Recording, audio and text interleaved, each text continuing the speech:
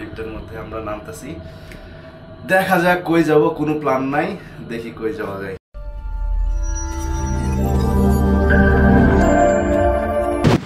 আসসালামু আলাইকুম। আজকে বের হয়ে গেছি, একটু ঘুরতে যাচ্ছি। যেহেতু 300 ফিট দিয়ে যাচ্ছি, আজকে 300 ফিটের রাস্তার ওয়েদারটা যথেষ্ট ভালো।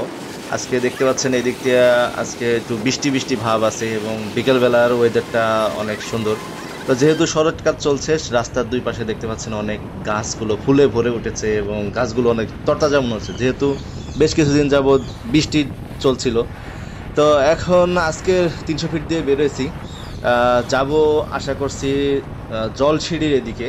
তো এই দিক নাকি অনেক বেশি কাশফুল হয়েছে এবং 300 ফিট দিয়ে যাচ্ছে। 300 ফিটের সৌন্দর্যটাও আজকে অনেক ভালো। দেখতে পাচ্ছেন যে রাস্তার দুই পাশে অনেক সারি সারি ফুলের গাছগুলো অনেক সুন্দরভাবে ফুল আসছে এবং রাস্তাটাও আজকে ভালোই ক্লিন আছে এবং অন্য দিনের তুলনায় যানজট এবং অন্যান্য যেমন সাপড়ি বাইকার এবং অন্যান্য যে সমস্ত গাড়িগুলো খুব বেশি রাস্তায় ডিস্টার্ব করে, এগুলো আজকে কম।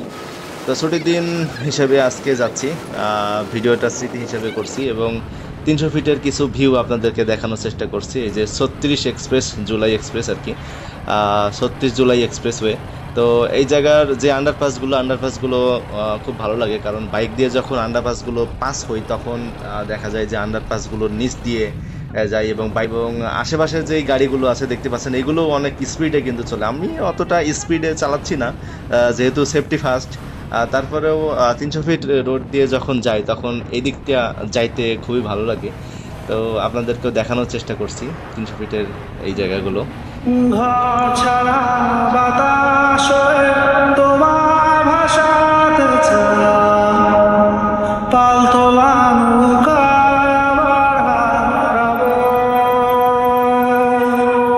ঘুম ভাঙা সকাল হয়ে তোমার হাসাতে চোখ জোড়া সকলে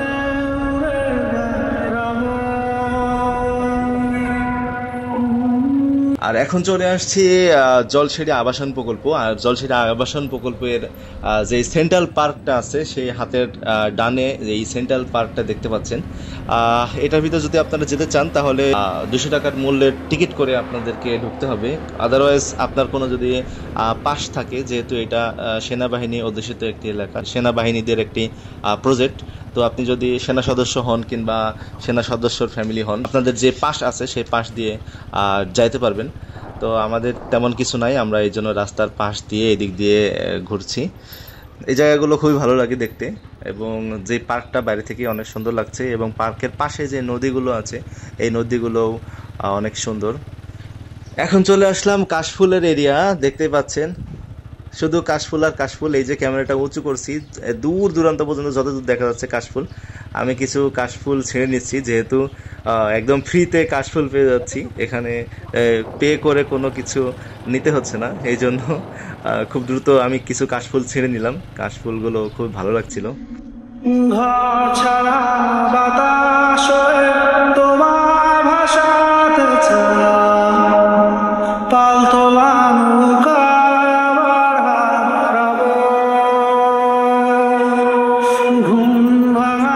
সকাল হয়ে তোমার হাসাতে রাস্তাটা দিয়ে আমি যাচ্ছি। এই রাস্তাটা দেখতে কিছুটা বিমান ওঠানামা করার যেই রানওয়ে, এই রানওয়ের মতো প্রশস্ত। তো এই জায়গাটা একেবারে ফাঁকা এবং এই জায়গায় বাইক চালাইতে একটা মজা লাগতেছে, সেই এক ভালো লাগতেছে। আর দুই পাশে যে এই শরতের কাশফুলগুলো, এই কাশফুলগুলো দেখতে খুবই ভালো লাগছে। আপনারাও দেখতে পাচ্ছেন যে রাস্তার দুই পাশে শুধু কাশফুল। এটা জলসিঁড়ি আবাসন প্রকল্প, তো এই জায়গার মধ্যে কাশফুলগুলো খুবই ভালো লাগছে। এবং যেই রাস্তা পাশে আর একটা রাস্তা হইতেছে, তো এই রাস্তাটা এখনও আন্ডার কনস্ট্রাকশন আছে। তো যেই রাস্তাটা দিয়ে আমি যাচ্ছি এই রাস্তাটা একদম ফাঁকা এবং খুবই প্রশস্ত, এই জন্য এদিক দিয়ে বাইক রাইড করা খুবই একটা ভালো লাগার বিষয়। আর বিকেলবেলাটা এই দিক দিয়ে বাইক রাইড করতে খুবই ভালো লাগছে। সব মিলাই একটা অস্থির ওয়েদার কাজ করছে এবং সন্ধ্যা প্রায় হব অবস্থা, একটু পরেই হয়তো বা সন্ধ্যা নেমে যাবে। তো আমরা চলে আসছি 100 ফিটের যে রোডটা, এই রোডের এই পাশটাও অনেক কাশফুল। সামনে দিয়ে যে ব্রিজটা আছে, এই ব্রিজ এবং ব্রিজের নিচে অনেক কাশফুল দেখা যাচ্ছে। তো কাশফুলগুলো সন্ধ্যার যে ওয়েদার, এই ওয়েদারের মধ্যে কাশফুলগুলো খুবই দেখতে চমৎকার লাগছে। এবং এই ব্রিজটা আসলে পাশের যে ওয়াকওয়ে এগুলো এবং নদী সব মিলায়ে একটা ভালো লাগার কাজ করে। তো আপনাদেরকে দেখানোর চেষ্টা করছি উপর থেকে, ব্রিজের উপর থেকে যে কাশফুলগুলো কেমন লাগছে।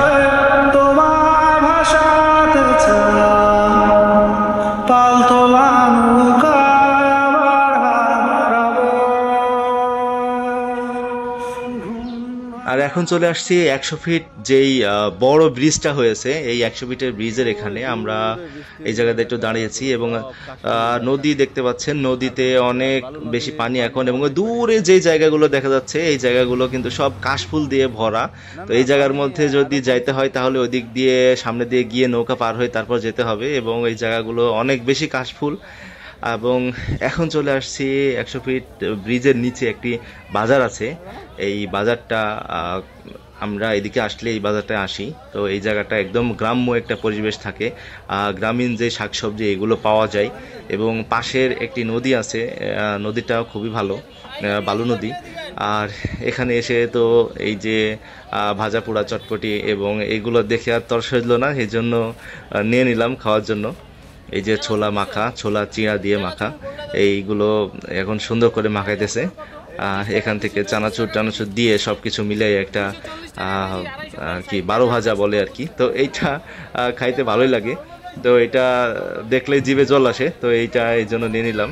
অবশ্যই এদিকে আরও কিছু আছে, যেমন মিষ্টি, তারপরে খুরমা, তারপরে আরও বাসার অনেক প্রয়োজনীয় জিনিসপত্র এই হাটে পাওয়া যায়। তো আপনারাও চাইলে আসতে পারেন এই জায়গাগুলোর মধ্যে, খুব ভালো লাগবে।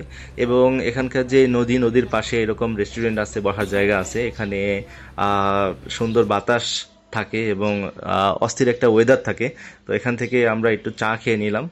তো আজকের মতোই সবাই ভালো থাকবেন, দেখা হবে আবার অন্য কোনো ভিডিওতে। আসসালামু আলাইকুম।